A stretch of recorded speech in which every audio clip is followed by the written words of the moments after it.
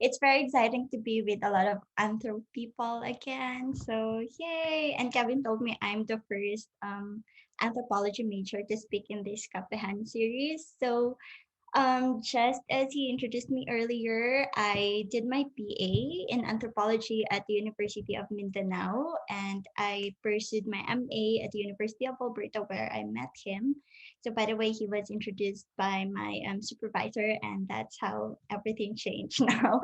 Just kidding. But Kevin was a really good mentor to me. He helped me navigate around, like showed me around the campus, and he's been a very big part of my grad studies. So yeah, actually, I majored in anthropology, sociocultural anthropology in UP Mindanao, but I actually it's very funny. I don't know about you guys, but it's been a long journey too. But when I entered UP, my parents actually wanted me to pursue geology, but then I chose UP. But in UP Mindanao, there's no geology. We only have anthropology, and at that time, I really didn't know what I wanted in life. I just know I wanted to be out in the field. I don't want any office work or corporate jobs. So that's why I chose anthropology. And when I reached my second semester in UP, I decided to cross register at UP Diliman because I really wanted to be in the geology program. But then life happened and it didn't get in. So there I'm back with anthropology. But I think that was also a blessing in disguise because that's when I really started appreciating anthropology. The first time I had my first stint of field work, and that's where I really appreciated the program and decided to like stay and yeah finish my degree. So it's actually kind of weird because even up until like maybe third year or fourth year, my parents are still convincing me to like shift to a medical course and have like higher chances of getting a job or a good paying job. So I guess that's what the rest of the talk I'll be focusing on because I know it's a lot. This is a common concern for all of us, especially in my batch with my group of friends. Is like what are we gonna do after we graduate with this career? Because it's not like say for example you took a medical course, you are a medical technologist after you graduate, alam nyo, like you are certain, like this is where I'm gonna look for a job. This is what I'm gonna do. But with anthropology, it's just so broad that even it's really funny because when I started looking for jobs and like employers are starting asking me like what is really anthropology, sometimes they would even joke me like is that study of ants. So it's just so weird to like look for a job and sell yourself to employers or like any company that you want to be in and like explain yourself. This is what I studied for, this is what I'm doing, this is what I wanted to do with your company and all that stuff. But I guess later on I've kind of realized that the best thing about anthropology is you get a very broad sorry I got distracted. That's my previous professor. Hi Sir Alfred. Anyway, yeah, so the best thing about anthropology is you get such a broad skill set, and it's up to you to focus or target a specific skill set that you want to leverage in your career, and you can just focus on that and decide this is what I wanted to do, this is what I can contribute in this specific company or this specific organization. So for me it was actually kind of hard because at that point, especially when I graduated, I really had a hard time finding a job that I really wanted because like the pressure, a lot of people are telling me like, oh, you graduated from UP, it'll be very easy for you to get a job that you want. But that's not the case for me. When I graduated, it seems like the 4 long months I've waited, that was the darkest days of my life at that time, because I knew I wanted to work in NGOs, nonprofit organizations, but then most of their job descriptions require you to like at least have, even for entry level jobs, they wanted you to have like 5 years of experience, and like 5 years ago I was in school and all that stuff. So it was kind of really hard for me, and I ended up doing a contractual job at a government. And for me it wasn't really easy because that's I did a clerical job, and it was very hard for me kasi alam mo yung parang I wanted to do this specific job but I ended with this job. But I guess what I learned from that point is maybe it won't make sense at the moment, but yeah, it seems so cliche, but yeah, for me those past experiences led me to where I wanted to be right at this moment. So maybe just take most of what you have in every situation where you're in, network as much as you can and learn from your experiences. So the fun thing is I stayed for that clerical job for a year, and I thought like maybe I would be better if I go to school again and upgrade, and then maybe I'll have the better skill set. I could better sell myself and get to the job where I really wanted to be. And then that's when I decided to pursue my master's because alam mo yung, I don't know, but with my friends, sometimes it becomes a joke like, oh, I'm stuck here, okay, I don't know how to move forward with my career, or I don't know where to go. Maybe I should enroll to grad school. So that's what we thought at that time. Like, yeah, most of my friends still back in UP, we kind of have like those conversations like, okay, let's go to grad school together because we don't know how to move forward. And at that time maybe I'm not sure, but this is what I just realized with my degree in anthropology. Back then I used to think that anthropology is just so broad and I have to continue pursuing or continue studying to become an expert at something, to specialize at a specific area where I can actually claim like, oh, I know this and that. But the thing is, you'll never really, at least for me, you'll never really be expert at something.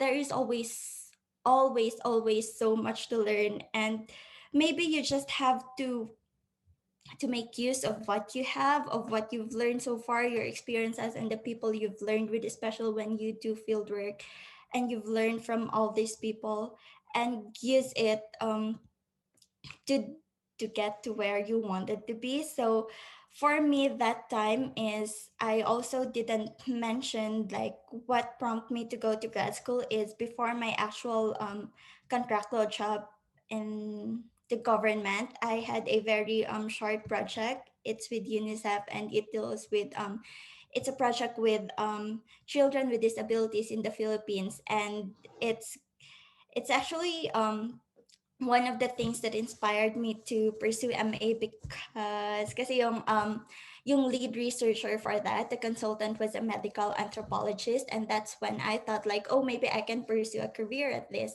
or maybe I could use my research skill, do work na kagaya nito, or do something like that. So when I applied for grad school, that's where I focus on disability studies. I met a supervisor and we've kind of talked about her project, and that's where I got an idea to focus on immigration. Because here in Canada, it was actually surprising for me to know kasi I really didn't know that there were so many Filipinos here when I came here.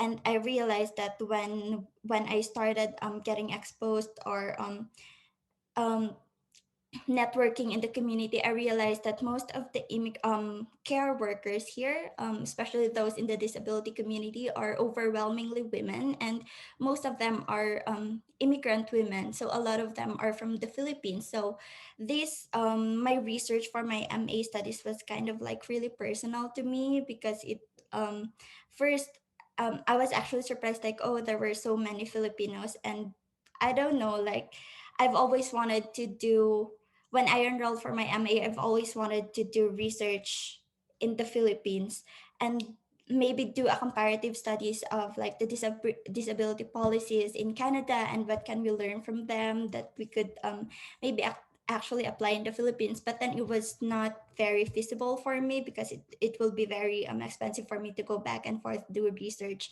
between Canada and Philippines. And when I came across the community of Filipino care workers, that's when I knew like this is what I really wanted to do. Because for me, care workers, play a very important role here in Canada, and especially in making the inclusion happen for people with disabilities, because most of them are doing the direct or frontline work with the disability community, but most of them rarely get recognition, or most of their work remain invisible in the community because they're just most of them have like limited rights. They're on temporary visa and they have a very precarious status. So I realized that this is what I wanted to focus on. It's very close to my heart, especially talking to fellow Filipinos, because I know it's very common, like wherever you go, or most of the people I know in the Philippines at least have like one OFW family. So it's just like I know, like even my friends, when they knew that I was here, most of them would have this assumption like, oh, you're living the Canadian dream, oh, Canada is so great, like everything's. And I know, I agree, like there is so much you can do here in Canada and there are so much opportunities, but maybe I also, a part of me also wanted to share, like Canada is not all great. Like the people, your family members who are working here, is not just about like, oh, this is all happiness, and the way they portray their lives to you. Because I know for a fact that a lot of the Filipino care workers I've talked to here, they tend to like mask their real emotions because they didn't want their families to worry there back home. So maybe a part of me also just wanted to tell that side of stories, like these care workers, they're taking of the families here, they're working for the employers, they are also taking care of their families back home in the Philippines, but who else looks after them, who takes care of them? So that's where I got really invested in. And yeah, I've learned so much. That's when I learned about Filipino care workers. And maybe I think like, yes, Canada is very good and care workers are doing a great job in like sending remittances back home, helping the economy in the Philippines and their families, but I think we also have to look after their welfare. That's basically the gist of my research, because these temporary care workers, or like migrant OFWs, they are the ones who fall through the social who fall through the cracks. They lack social protection between the host countries and the like their country of origin, say for the Philippines, because once they go here, they have limited rights and they can't like access because they're temporary workers. So that's what I'm currently working on, and I'm really invested in looking for further and how we can actually like better help or do these things. I know this is very, I always talk about this, my supervisor, like when I'm doing social research, I have this feeling of like I want to save the world, I want to change the world, like I want to. And I'm not sure, but sometimes it could get really frustrating, especially for like anthropology students too. But one thing I've learned, like I've learned from my supervisor, is that she said like you don't have to save the world. You don't have to necessarily have these answers for all these things. Like she said, like I know it can be frustrating talking to these people and then documenting everything you've seen or you've learned and not being able to do whatever you wanted to do. But it's okay, like don't get frustrated, and maybe you can just start with your like sphere of influence, what you can do in your own simple ways. And I think that's what keeps me going, like if, especially at times when sometimes I rethink my decisions, like what would my life be if I hadn't taken anthropology, or like what would my career be? I have a better like job prospects, or like will I be better off my career? But I think the one thing that I always go back to is the way anthropology changed my perspectives in life, that no matter where I go, parang it becomes default to me, or like at the back of my mind I have this like I think my sensitivity to like understanding the differences between people, and like how maybe their background, their upbringing, their environment shape their thoughts, their opinions, and the way they relate with other people. I think that's one of the important things that I've never regretted having, or what I've learned from anthropology. And like what I realized earlier, so I've said earlier that sometimes you just have to decide which part of the broad skill set you've learned from anthropology that you wanted to leverage in when you're looking at a specific career. Kasi yun nga, sabi ko, when I was in undergrad, that yung thought ko is like, I have to continue upgrading. I have to continue going to school. Like I have to do masters or PhD to be good at something, to be expert at something, and that's when I can only like sell myself or get to the job where I actually wanted to be. But I realized that you can actually work with whatever you have, as long as you know, like for example, I was so scared, especially while I'm on the final stages of my graduate career, because I'm not really prepared to answer like questions like what happens next, what are you gonna do, like what's your job, are you gonna pursue PhD? Because to be honest, most of the people I've met who had anthropology degree are in the academe, and I've tried, like I keep imagining myself being in academe, and I felt like I'm just not cut out for it, because I really tremble in fear in front of students once I've tried being a teaching assistant. And it's not just for me, I get really scared. I keep saying sorry for like unnecessarily. And like, I know I've seen Kevin, how organized he was, how he speaks. Like, I know this should be a teacher. I just felt bad for like the students when I'll be the teacher. So I know for a fact, and I know from the very beginning, I don't want to be in academe. But it was also very hard for me because I rarely know people who wasn't in the academe. So like maybe at the final stages of my graduate studies, my supervisor was trying to start that conversation, and I was kind of like really pressured, because I thought like she's gonna convince me to pursue PhD or to pursue a career in the academe. But surprisingly, I was kind of like really relieved when she told me like, "Oh, it's okay if you don't want to pursue PhD. Actually, I thought there's so much ahead of you. Like you can actually do a lot or work in a lot of places with your MA career, or like even before you had MA, you just have to keep exploring, and it doesn't mean that most of the people you've known are in the academy. You also have to like restrict your career path in this." And I think for me, that's like just the affirmation of the things that I really wanted to explore and do with my life, because I don't know. It's just very hard for me at that moment to imagine like career outside the academe, where my degree in anthropology would actually like make sense or maybe would matter. I've always thought like maybe if I pursue a career outside the academe, I should have another like skill set, or like I should take another maybe short-term courses or crash courses to be able to do my job properly or to be good at what I'm doing.